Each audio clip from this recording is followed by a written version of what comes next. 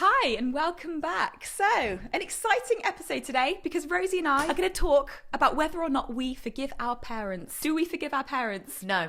For the mistakes we believe they made. Now that we are parents, do we view things differently? But first, Rosie, tell me, what's this week's high? The high is just Ziggy almost crawling. He can crawl backwards and he's so close to going forward any day now, any second now. Who says he needs to go forward? Maybe he can just get everywhere I backwards. know, I think that. I mean, he moves. So what's your low? I've got a bruise on my head because Ziggy headbutted me. What are your highs and lows, Rose? My highs are, I feel like Ziggy really interacts like a proper little human being now. Yeah. So like when I get the camera out and I want to take a picture of us together, like he kind of like interacts with me. Yes. As if he's like, oh cool, we're taking a picture. All right, let's look at lens. Rose and showed like, me these pictures and it looks like they're on a bar crawl because Ziggy put his arms around Rose. He leaned into the camera like, oh, where we looking, lads? He's really developing his little personality and I can't recognise the little baby that we had. And Rose showed me a picture, like, look at this, like this is when he was born. And I was like, who is that? Who is this baby? And he looks completely different. Now that I know him more and I recognise him as him, when I look at old pictures of him as like a little baby,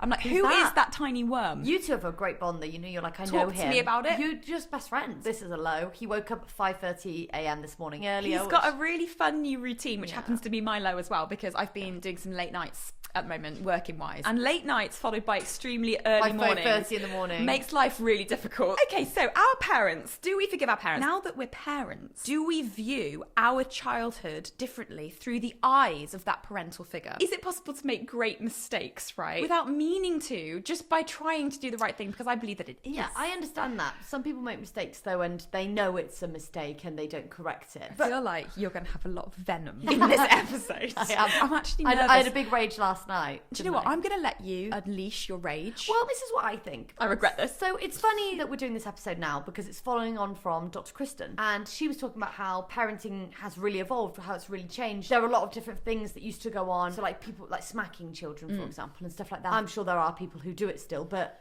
you know, generally it's more well known that actually that's not helpful. We are now parents and we now know what it is to be a parent. But then there's childhood trauma and our own personal experiences. Right, let's look at your upbringing. What was the one thing you wish you had that you didn't have? Don't say father. Well, that's what I was going to say. Too obvious. What's your dream ideal father figure? There are all these theories, you know, evidence-based, that says stuff like we gravitate towards people who were like our parents in relationships and stuff like that. I am your father. Girls without father might be confused as to who to go for because people do gravitate to the people like their parents or what's familiar. That makes total what you sense. learn. Right, so my mum had 2 kids then me, right? My 2 older brothers and me, and then she got divorced and my dad had gone. But then my mum had 2 other kids with someone else. So 13-year age gap. Also, like pivotal years of your life too, like puberty, so I'm 13, teenager. Right, so I've got my period and I'm becoming 14 and I'm at school and I'm trying to study or whatever. No time being spoken to, talking about anything I was going through. So everything I went through, every single thing. Did it alone? I did it alone because they had 2 children. Yeah. Say they did have time. They weren't kind of like, you know, preoccupied with young children. Would you have gone to them with the problems that you had as a teenager? Yeah. You would have done, I wish someone would have checked in on me. I didn't. You see, I had loads of support. That's you. But your fault. because I'm gay, I felt like I couldn't really. Right. But that's no reflection of my parents. Maybe that's more me. I don't know. Do you feel like because you had a different family dynamic to me, first of all, more siblings? What are the positives from that as well? I'll tell you about the negatives.